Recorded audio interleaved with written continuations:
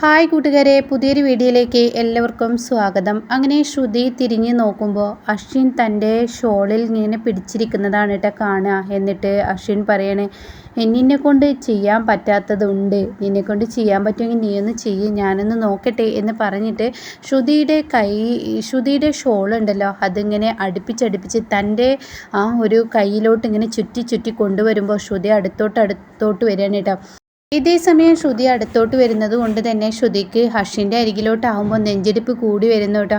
അങ്ങനെ ശ്രുതി പേടിച്ച് വിറച്ച് ഇങ്ങനെ അശ്വിൻ്റെ അടുത്തോട്ട് എത്തുമ്പോൾ അശ്വിൻ പറയണേ, ചില കാര്യങ്ങൾ നിന്നെ കൊണ്ട് ചെയ്യാൻ പറ്റാത്തതുകൊണ്ട് ചെയ്യാൻ പറ്റുമെങ്കിൽ നീ ഒന്ന് ചെയ്ത് കാണിക്കേ എന്ന് പറഞ്ഞിട്ട് ശ്രുതിയുടെ കവിളിലൊരു ഉമ്മ അങ്ങ് കൊടുത്തിട്ട് അശ്വിൻ ഇങ്ങനെ ചെറിയൊരു പുഞ്ചിരിയോട് കൂടി ശ്രുതിയെ ഇങ്ങനെ നോക്കണം കേട്ടോ. ഇതേ സമയം ശ്രുതിയോട് പറയണേ, ഇത് നിന്നെ കൊണ്ട് ചെയ്യാൻ പറ്റുമോ എന്ന് ചോദിക്കുമ്പോൾ ശ്രുതി തൻ്റെ കൈകളിലുള്ള ആ വള അവിടെ ഇട്ടിട്ട് ഓട്ടം അവിടെ നിന്ന് ഓടട്ടോ.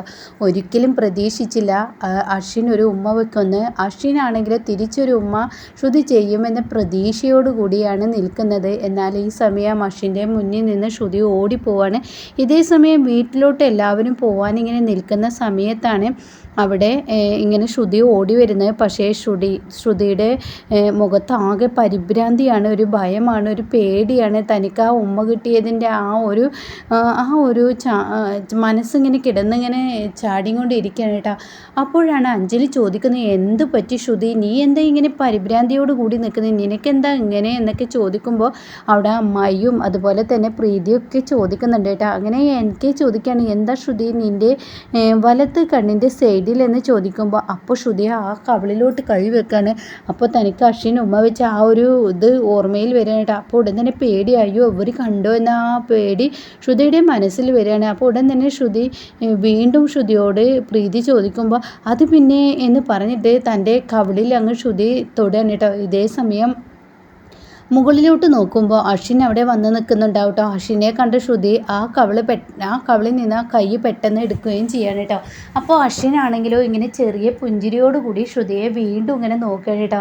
ഈ സമയം ശ്രുതി, ഈശ്വര പെട്ടല്ലോ, എനിക്ക് തിരിച്ച് ഉമ്മ കൊടുക്കാൻ കഴിയാത്തൊരു സംഭവമാണല്ലോ, വെല്ലുവിളിക്കുകയും ചെയ്തല്ലോ എന്നുള്ള ഭാവത്തിൽ ശ്രുതി ഇങ്ങനെ അശ്വിനെ നോക്കുമ്പോൾ അവിടെ അഞ്ജലിക്ക് കാര്യങ്ങളൊക്കെ പിടികിട്ടി. കുറച്ചൊക്കെ മനസ്സിലായി അവർ തമ്മിൽ എന്തോ ഉണ്ട് എന്ന് അഞ്ജലി മനസ്സിലാക്കുകയാണ്. അങ്ങനെ അഞ്ജലി, എന്താ ശ്രുതി നീ ഇവിടെയൊന്നുമല്ലേ എന്ന് ചോദിക്കുമ്പോൾ ഞാൻ ഓട്ടോ വിളിച്ചിട്ട് വരാം. അപ്പോഴേക്കും അമ്മായി പറയണേ, നിൽക്കടി അവിടെ ഒന്ന് പറയട്ടെ എന്ന് പറയുമ്പോഴേക്കും ശ്രുതിയോ ഓട്ടം ഓടുന്നു. എന്നാൽ ഈ സമയം അശ്വിനാണെങ്കിൽ ചെറിയൊരു പുഞ്ചിരിയോടുകൂടി ശ്രുതിയെ നോക്കി അവിടെ നിന്ന് പോവാണ് കേട്ടോ.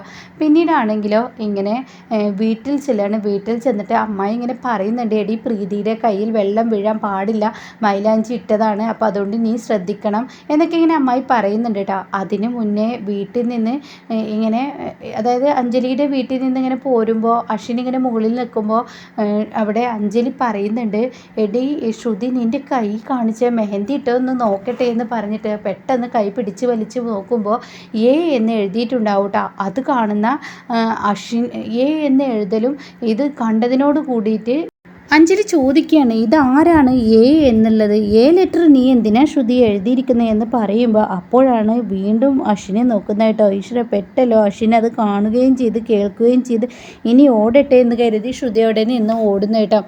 അങ്ങനെ വീട്ടിൽ വന്നിട്ട് അമ്മായി പറയാണ്, ഇനി അവളുടെ കയ്യിൽ വെള്ളം വീഴാൻ പാടില്ല, ഭക്ഷണമൊക്കെ നീ വാരി കൊടുക്കണം കേട്ടോ എന്നൊക്കെ പറയുമ്പോഴും ശ്രുതിക്ക് ആ ഉമ്മ കിട്ടിയ ആ ഒരു ഫീലാണ് കേട്ടോ. അശ്വിൻ തൻ്റെ കവിളിൽ ഉമ്മ വെച്ച ആ ഒരു ഓർമ്മയിൽ ശ്രുതി നിൽക്കുമ്പോൾ, എന്തടി പെണ്ണെ നിന്നോട് ഒന്നും പറയുന്നത് കേൾക്കുന്നില്ല, നീ ഈ ലോകത്തൊന്നല്ലേ എന്നൊക്കെ പറഞ്ഞിങ്ങനെ വഴക്ക് പറയണം കേട്ടോ.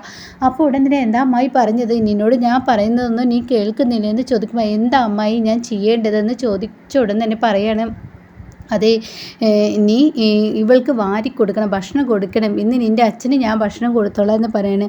ഇതേ സമയം പ്രീതി, എടി എനിക്ക് നന്നായി വിശക്കുന്നുണ്ടെടി, നീ എനിക്ക് ഭക്ഷണം താടി എന്നൊക്കെ പറയുമ്പോഴും ശ്രുതി ആ ഒരു അന്താളിപ്പിൽ തന്നെയാണ്. ഒരിക്കലും പ്രതീക്ഷിക്കാത്ത അശ്വിൻ്റെ ഉമ്മ ആ ഒരു അന്താളിപ്പിൽ ഇങ്ങനെ നിൽക്കുമ്പോൾ, എന്താ ഞാൻ പറയുന്നത് നിനക്ക് കേൾക്കാനില്ലേ എന്ന് വീണ്ടും പ്രീതി ചോദിക്കുന്ന സമയത്ത്, എന്താ ചേച്ചി പറഞ്ഞത്, എനിക്ക് മനസ്സിലായി, എനിക്ക് ഭക്ഷണം വേണ്ട, ഒന്നും വേണ്ട, ഞാൻ ഈ വീട്ടിൽ നിന്ന് പോവാന്ന് കാണുമ്പോൾ കാണുമ്പോഴേക്കും നിൻ്റെ സ്വഭാവമൊക്കെ മാറി, എനിക്ക് നിൻ്റെ ഭക്ഷണം ഒന്നും വേണ്ട, ഞാനിന്ന് കഴിക്കുന്നില്ല, പറ്റുമെങ്കിൽ ഈ ഷോളൊന്ന് എടുത്തിടുമോ എന്ന് ചോദിക്കുമോ. എൻ്റെ പൊന്നു ചേച്ചി, ഞാൻ സങ്കടം കൊണ്ട് നിന്ന് പോയതാണ്, എൻ്റെ ചേച്ചിക്ക് ഭക്ഷണമല്ലേ വേണ്ടത്, ഇതാ കഴിക്ക്, ഇത് അച്ഛൻ്റെ ഉരുള. എന്നിട്ട് പറയണേ, ഈ അച്ഛനെ ഏറ്റവും ഇഷ്ടപ്പെട്ടതാണ് ചപ്പാത്തി സ്റ്റിക്കർ, അത് അച്ഛൻ്റേത്, പിന്നീട് അമ്മയുടേതാണ് ഇത് ഈ കുഞ്ഞനുജത്തിയുടെ എന്ന് പറയുമ്പോൾ പ്രീതിയുടെ കണ്ണ് നിറയാണ് കേട്ടോ. അപ്പോൾ എൻ്റെ ചേച്ചി ഇങ്ങനെ കരയാതെ, ഈ ചേച്ചിയുടെ കൂടെ ഞാനില്ലെങ്കിൽ എൻ്റെ മനസ്സ് ചേച്ചിയുടെ കൂടെ ഉണ്ടാവും, നാളത്തെ ഒരു ദിവസം കഴിഞ്ഞ് ചേച്ചി ഇവിടെ നിന്ന് പോവില്ലേ എന്നൊക്കെ പറയുമ്പോൾ സങ്കടമാവട്ടെ. അങ്ങനെ അവർ കെട്ടിപ്പിടിച്ച് കരയുന്ന ആ ഒരു സീനാണ്.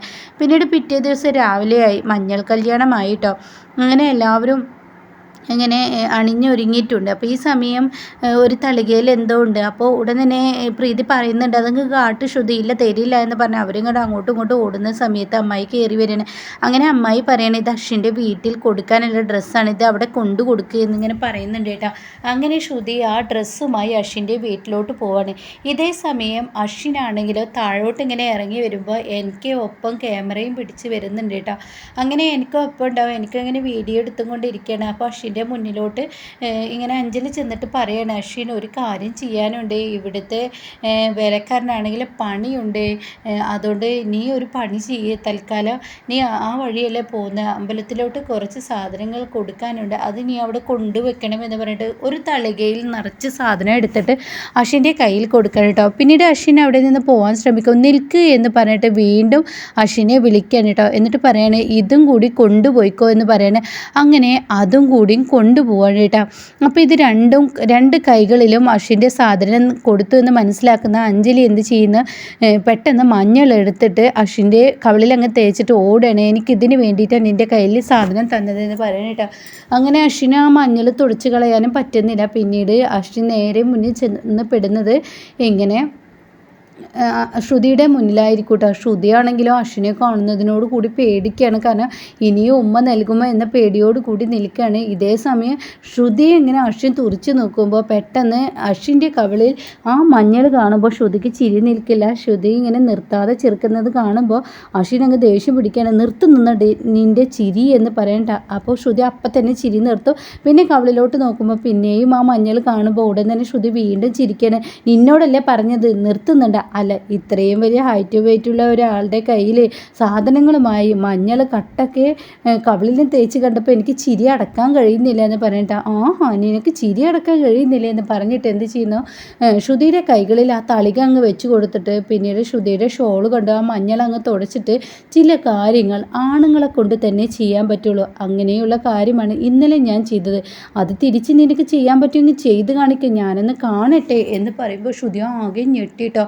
ഈശ്വര, ഞാൻ എങ്ങനെ ഉമ്മ തിരികെ നൽകും എന്ന ആ ഭാവത്തിൽ ഇങ്ങനെ ശ്രുതി നിൽക്കണം കേട്ടോ. ഇതേ സമയം ശ്യാമിനെയാണ് കാണിക്കുന്നത്. ശ്യാം അഞ്ജലിയെ കൊല്ലാനുള്ള അടുത്ത പരിപാടി നോക്കിക്കൊണ്ടിരിക്കുകയാണ്. അപ്പോൾ ഒരു സ്പ്രേ ബോട്ടിലോട്ട് ഒരു കെമിക്കൽ ഇങ്ങനെ ഒഴിക്കുന്നുണ്ട്. അപ്പോൾ അത് അടിച്ചു കഴിഞ്ഞാൽ തീർച്ചയായും അത് വെള്ളം തട്ട് അങ്ങനെ എന്തെങ്കിലുമൊക്കെ ചെയ്ത് കഴിഞ്ഞാൽ അത് കത്തിപ്പിടിക്കും. അപ്പോൾ ഇങ്ങനെ പറയുന്നുണ്ട്, സോറി എൻ്റെ പ്രിയതമേ, നീ എന്നോട് ക്ഷമിക്കണം, നീ എൻ്റെ ഭാര്യയാണ്, നിന്നെ എനിക്ക് ഇഷ്ടമൊക്കെ തന്നെയാണ്, പക്ഷേ നിന്നേക്കാൾ വലിയൊരു സാധനം എൻ്റെ കൺമുന്നിൽ കാണുമ്പോൾ അമൂല്യമുള്ള വസ്തുവിനെയല്ലേ എല്ലാവർക്കും ഇഷ്ടമുണ്ടാവുക, അല്ലാതെ ഈ ഓൾഡിനെ ആരെങ്കിലും ഇഷ്ടപ്പെടുമോ എന്നൊക്കെ പറഞ്ഞിട്ട് ആ സ്പ്രേയിലോട്ട് ഇങ്ങനെ ആ കെമിക്കൽ ഒഴിക്കുന്നുണ്ട് കേട്ടോ. ഇതേ സമയം അശ്വിൻ്റെ മുന്നിൽ ശ്രുതി ആകെ പേടിച്ച് വിറച്ച് നിൽക്കുക. എന്താ നിനക്ക് ചെയ്യാൻ പറ്റുമോ, നീ ചെയ്യുമോ, ഇന്നലെ ചെയ്ത ഓർമ്മയില്ലേ, ഇന്നലെ ഞാൻ നിനക്കൊരു സാധനം തന്നിരുന്നില്ല, അത് തിരിച്ച് നിനക്ക് തരാൻ പറ്റുമോ, ഇതാണ് ചിലതൊക്കെ ചെയ്യാൻ പറ്റുള്ളൂ, വെല്ലുവിളികൾ ഈ അശ്വിനോട് വേണ്ട, അശ്വിന് ചിലതങ്ങ് ചെയ്തു തുടങ്ങിയാൽ അത് തിരിച്ച് ചെയ്യാൻ പറ്റതായി നിനക്ക് നിൽക്കേണ്ടി വരും, നോക്കുകുത്തി ആവേണ്ടി വരും എന്നൊക്കെ പറയുമ്പോൾ ശ്രുതി എന്താ ചെയ്യാന്നറിയാതെ ഇങ്ങനെ പകച്ചു നിൽക്കുകയാണ് കേട്ടോ.